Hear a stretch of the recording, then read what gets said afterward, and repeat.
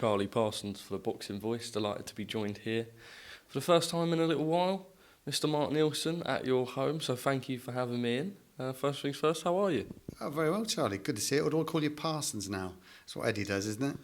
I know, yeah, it's getting about a little bit. I didn't wear the pink Stony today, which he also mugged off, but went for the orange one instead. I'm not going to start talking about your wardrobe. I'm way too old to know what I'm talking about, mate. Let's jump into the boxing side.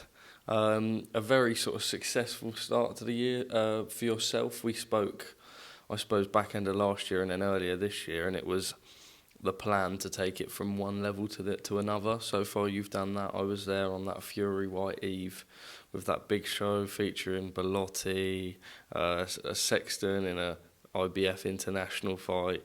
Big turnout. York Hall had some of the Matchroom guys down. Scott Hamilton was there. So definitely thriving and taking on things from last year perhaps and working on things and bettering things. Just sort of, we're about halfway through the year now. Has it been that perfect first half for you? You're getting your name out there, there's more recognition, you've got pundits, all sorts. Well, for me, I think it's going according to plan. We had an ambitious target for the amount of shows we wanted to put on this year, and we've done that. I mean, I had a period of, the one you're talking about, I had four shows in 5 weeks. It was a busy period. And we've had televised shows, we've had title fights, we've had championships, we've signed new boxers, we've got new dates booked, we've got lots of boxers approaching us. We're in a really good place and where we hoped we would be by now. And, we've got another show next week, I'm sure we'll talk about in a minute, but, and a busy back half of the year as well. So, yeah, we're really pleased where we are at the moment. Let's reflect on that night, sort of the eve before Fury White, the card that sort of everyone spoke about. I remember reposting it on my story and seeing other people reposting it. Was like, shit, Mark Neilson with some real intent here. A very, very stacked, strong card. Obviously, we saw that in the fact that it did as well as it did on Box Nation. The crowd was brilliant. Sort of, I suppose, must be a very good feeling for yourself to be able to sort of pull that off. You look at some of the shows back end of last year and then you look at that, only 8 months away. Massive upgrade, and obviously you've got to still have your small hall Swindon shows and the York Hall shows as well, where it's building fighters, but it's almost shown that okay, look, we can build fighters, but when they're ready to progress and when they're ready to show their talent levels, we also have the platform for them. Yeah, absolutely. And it was a big step for us because we're good at the small hall stuff, like you said, and we do a Swindon show, we know it intimately, we've done lots of shows there, and Gloucester and Bracknell, but to take that and then move it into York Hall in an area we've never done before, in an iconic venue, where all the promoters have been there, haven't they? Eddie Hearn, Frank Warren, and you go back to the day, the old cartels used to have their shows there. So it's quite intimidating, but we managed to be able to lift the model of what we do in the other shows in the other towns and put it in there, and it worked. But it's the same thing, it's still four walls, it's still a ring, and I'm a fight fan first and foremost, and when I'm putting that card together, I had more options because I'm in a different area with a different budget, and I was just, rubbing my hands together when I was looking at some of these fights that we were putting together, and it just, ended brilliantly. I'm sat there at ringside thinking, I'm enjoying this, I'd have paid for a ticket. Does it make it more hard for you? And we won't go to the ins and outs of budgeting on camera. That's a conversation that we can have off camera, and, the real people that know boxing in and out and the cost of putting on events, they'll know. But I suppose a real satisfying feeling for you, because when you've got the Box Nation deal and when you've got cards like that, obviously it means more money's going to be pumped in. I suppose for it to go as well as it did shows that there's a real platform for it and shows that it's not that one-off show. It's something that can be sustainable, and it's something that there can be a real turnout for. I mean, there was a launch press conference, definitely more hype and certainly, as I've always said with your shows, a real grit of like professionalism. All the graphics are nice, and you turn up to a show like that and you don't actually think you're at one of the, no disrespect, but just put on Sunday shows. You feel like you're at something with a broadcaster with real backing behind it. Well, we're trying to sort of step ourselves above a small hall, and there's nothing wrong with that, but it's a label that's been around for a while. But 4 shows in a hotel ballroom on a Sunday afternoon is small hall. What we're doing at places like York Hall now is a very different proposition, isn't it? We've got some really big fights. We've got an appetite from a broadcaster who wants to do more boxing. Boxing's booming at the moment. It's on more channels now than I think it ever has been. So it's just, we know the interest is there. We know the demand is there. There's enough boxers out there. It's hard to put it on. Costs post-COVID have gone up probably like 20-25%. Boxers' purses, rental hire, and I think that's probably only going to get worse. So there's going to be a lot of promoters out there who are going to find it really hard to carry on putting on shows, whereas we run quite a tight financial model, so we know what we're doing, we know how to do it. We've got the bigger budget now because of the relationships we're getting with Box Nation and the sponsors who want to be involved. So it's just exciting times moving forward that we can carry on. It wasn't just a one-off, and it's really given me a flavour of what we can do. So we've gone from small market town to London in an iconic venue. We can do it, right? How big can we go? How many more can we do? We're looking at different venues already for the rest of the year, more dates for the rest of the year. We had an ambitious target, putting on I think we were going to put 8 shows on. I think we're on for a dozen now. And do you know what? That puts us probably in the top half a dozen in the country of promoters. You take out Frank, you take out Eddie, Wasserman, Dennis Hobson, Fight Zone, who's putting on an awful lot of shows up there. And then there's so many promoters who are putting on 1 or 2 a year. We're going like 10 plus, and we're going to be 12, 14 by the end of this year probably. That puts us in the top half dozen of the country. That's not bad from where we came from, putting a couple of shows a year on in a little small venue in Swindon. Obviously, you go from a small venue to Swindon to those sort of York Hall shows, and I suppose I almost want to say, like, what's next? Because obviously you've got to establish yourself in this point. But if I said to you sort of your goal for like 2-3 years' time, is it just up in the ante, being able to produce more of these sort of stat cards where you're still allowing your guys to grow, but you're still putting on the fights at the top where everyone's like, who can win this? I know that the bookies, and on small hall boxing you don't see that, but I know that Bet365 and Sky Bet, they were offering odds for the fights on your card. That's, although it only being odds and although it only being from bookmakers, that's a sort of intent itself in that it's being recognised. People can go and look and they can see. So when you're here now and you're seeing that the progression works, and obviously you've got to, cement yourself and keep building them. But if I said to you 2-3 years' time, what is the next step in this? Well, we're growing really nicely. I'm reading Barry Hearn's autobiography at the moment, and I don't think it's any different for what it was for him to us now. I remember him saying he's just put his first British title fight on, and then he's done his first world title fight. It's the same for us. No matter what level or what decade we're in, it's the same. We want bigger fights. I want world champions. I don't want to just stay, we've had some, I've done Commonwealth, I've done WBC Youth, I've done IBF International, I've done WBC Female, and, I want European champions, I want world champions, the big ticket, the high value titles. That's my goal, and these are all steps on the way there. I'm going to take my team with me, I'm going to take my boxers with me, I'm going to take other people's boxers with me, because we're signing other people's boxers on long-term promotional deals, and we've got one eye around the corner, bigger fights, where it looks like we've got the platform for it now, which has got the appetite for it and the willing to put the investment in. But, in a couple of years' time, having some really big. It's one thing putting on an IBF International. It's one thing putting in a southern area or, a Commonwealth, which is even a big one. But to go for the big ones, to sit there at ringside with one of your boxers, you've got in a position to fight for a really massive title on a big stage. Can't wait for that. And it's not just about the size of the venue, because there's some big TV shows on at York Hall, but we're always looking for bigger venues, and we've got some really big ticket sellers coming through. So we can, we're looking at a lot more venues this year as well. Well, let's talk about the ticket sellers. I know one we've got on July 1st in York Hall, Jack McGann. I almost want to say, and I'm going to title this video, The Man Who Brings the A-listers to the small hall boxing. I think we saw Tom Hardy repost on his Instagram, which is just, come on, Mark, that's cool. That is cool. And then Stephen Graham, I hear, was down at the last one. Big up Charlie Wheeler if he's watching this. He's absolutely desperate to meet Stephen Graham, so I'm sure I'll be able to bring him along to one of the shows, and that moment will happen. But having guys like that get behind, I suppose they're getting behind Jack, but with that comes publicity, promotion for the shows. How did that sort of first come about? Where did you and Jack sort of come into contact? I know he's trained,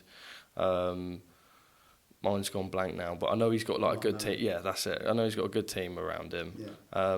Where did it pick off between you and him?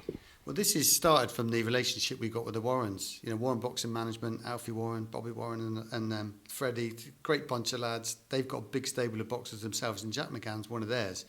So he comes and brings that A-list with him. You know, he's from an MMA gym up in Liverpool. His dad's well known. Was it Michael Bisping, UFC? I'm not a UFC man, but that's quite a big deal. And Tom Hardy was training when he was filming Peaky Blinders. Stephen Graham, so he knows them all from then. So, you know, there's footage of him sparring with Tom.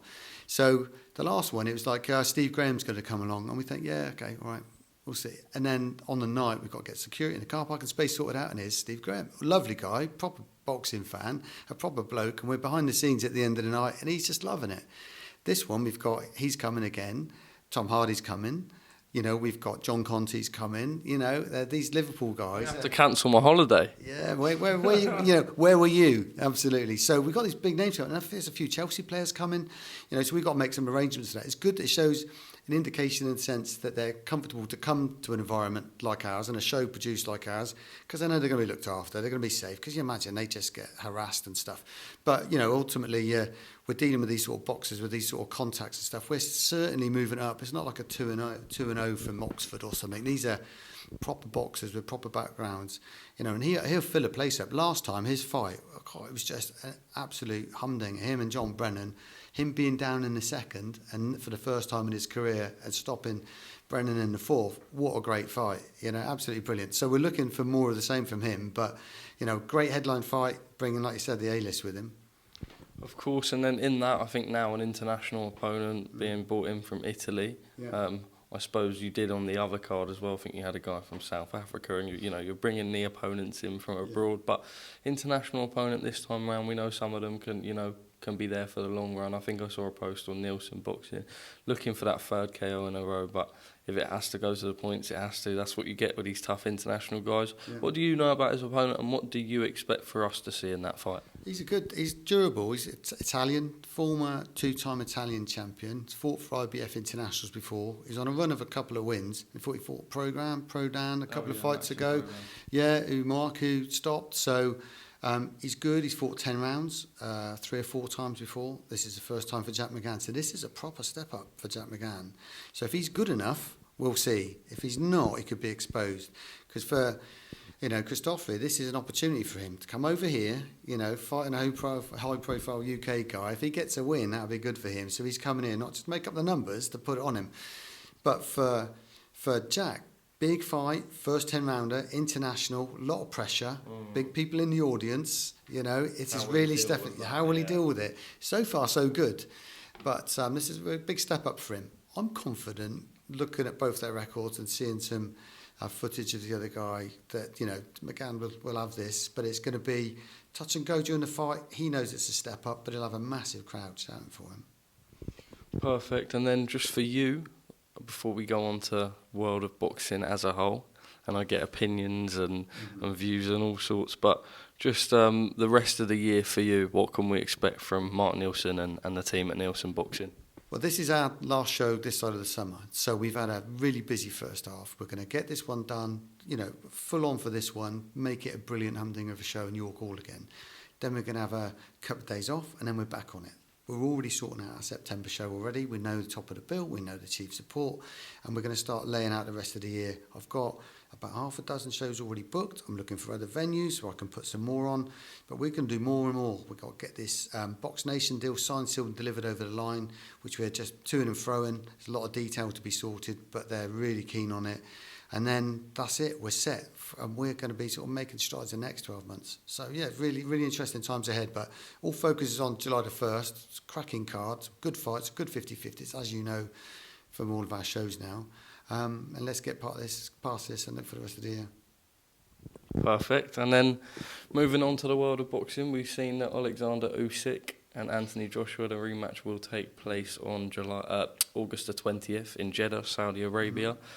Can Joshua become a 3-time heavyweight champion of the world? He's got his doubters now, of course. He's brought in Robert Garcia, who replaces Rob McCracken.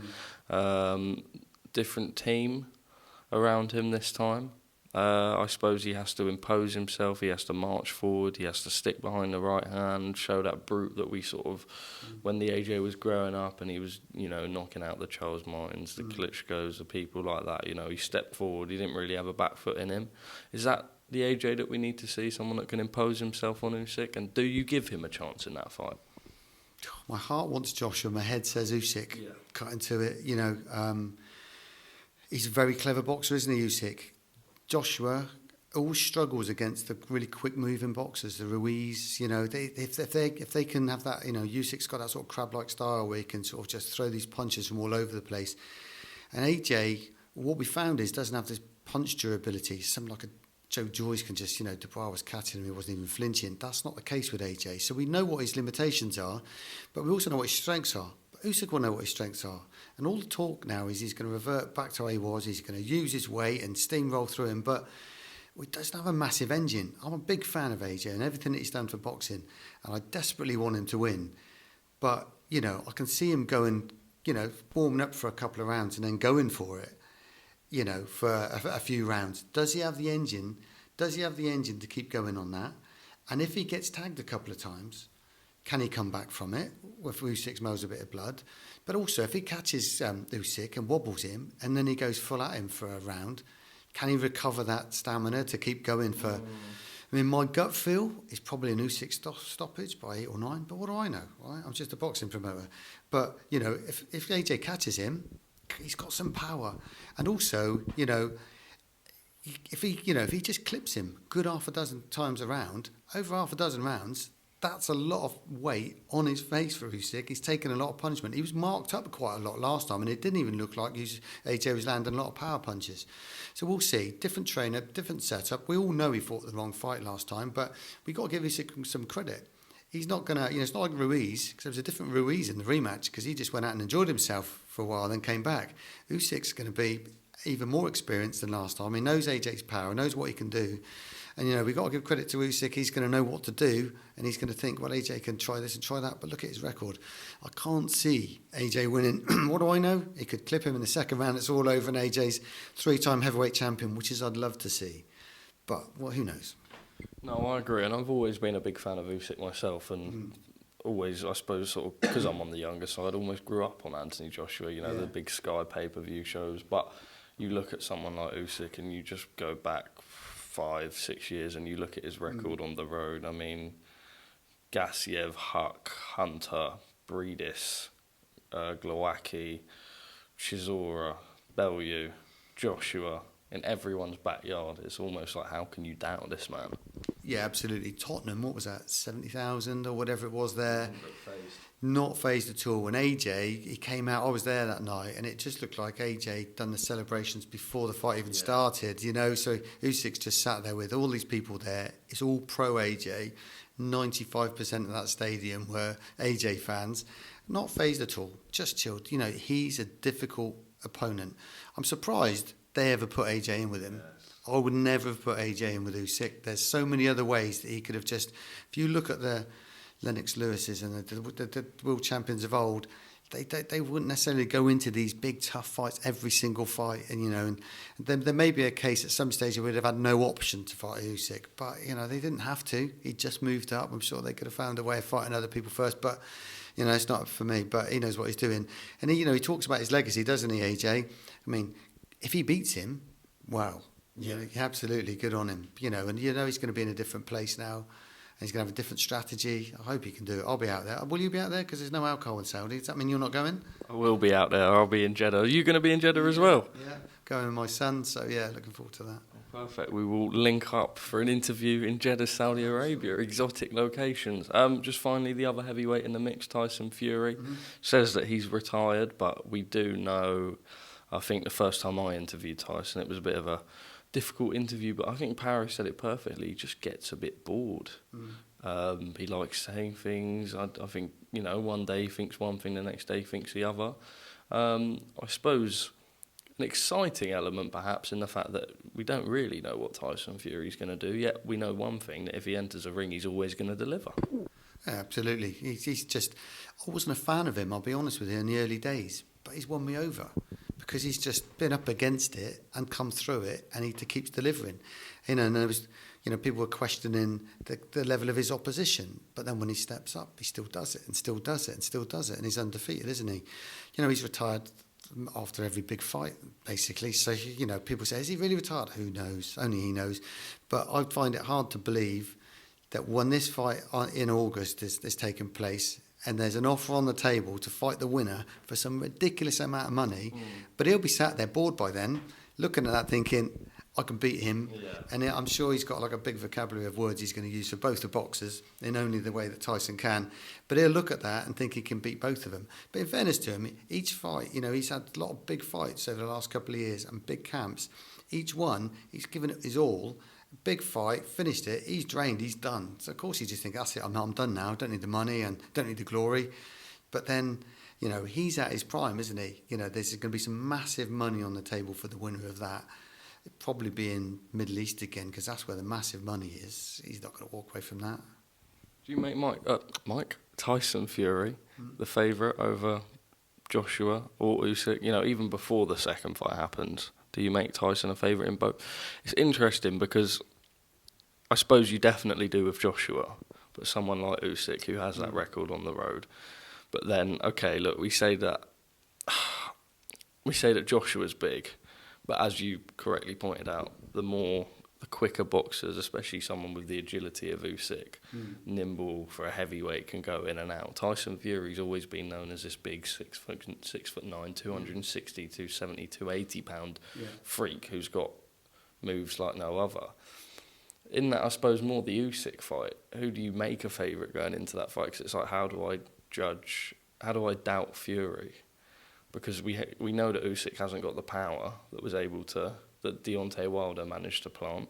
And okay, Tyson can show vulnerability, but gets up. But then, obviously, both can box, but one is massive. One's a massive boxer, one's a smaller boxer, as Tyson labels him a middleweight. Weird, I was talking to a really well-known sort of world-level trainer, ex-manager, only a couple of days ago, and I was saying about the weight of Usyk and can he have the power. And he said, it depends on who he's fighting. If he's got someone coming at him, that power is exaggerated. If they're moving away from him, he's got to get to them, and it's just on his own terms. So if you've got someone like an AJ coming at him, he's probably going to have more power because it's there. But when it comes to Tyson Fury against both guys, I think Tyson Fury would have AJ's number all day. We've seen him get clipped by Wilder and then just get up. So he's got a great chin. And that's one of AJ's biggest attributes, his power, his physical power and his punch power. So if we know that's not necessarily going to have an impact, and even if he does clip him, he's got great recovery. He can definitely do the rounds, we know, Tyson Fury. And he's just so difficult to get to. I always used to think, when I said I didn't rate him in the early days, I thought he was just good because he was big and nobody can get to him. It's like fighting a daddy long legs. You just can't get at him. AJ wouldn't get to him. There's no way. It'd be just like Klitschko. He'd just frustrate him and... I can't see him getting to him. Usyk, on the other hand, is very clever. And I can see him getting under, getting around, whatever. I can't see him stopping Fury, because Fury's got such a great chin. He's been down a couple of times and he pops back up and carries on. And I don't think he's got that. As if Wilder can't stop him, Usyk certainly won't. But he could certainly get to him. And he can, if anything, it could be a points win. Really interested to see. So I think, but Tyson, you can't write him off, can you? Let's hope he doesn't retire and these shoulda, woulda, couldas turn into real things. It's proper unified world title. It's not very, many times anyone's going to have the opportunity for that. And he's played a blinder over the last few years. Eddie Hearn's trying to tease him out and whatever because he didn't have the A side. And look at him now. Yeah. He's done all right, hasn't he? So I can't see him walking away from that. The opportunity to be undisputed for the massive 100 million or whatever, it's some stupid money they're talking about. I can't see him walking away from that. But, who knows where that fight will be and when it will be. But I'm going. Well, Mark, thank you very much for your time. Thank you for inviting me into your house. And as always, a very good interview. 25 minutes bank, so we've done nicely there. Final message? It's always good talking to you. We could talk all day, couldn't we, off camera? Turn it off, we could talk boxing. First and foremost, 1st of July, I've got a cracking 10-fight card. Doors open 6 o'clock, top of the bill, and some celebrities to boot. Come along. Bosh, we love it. Mark, thank you very much, mate. Cheers.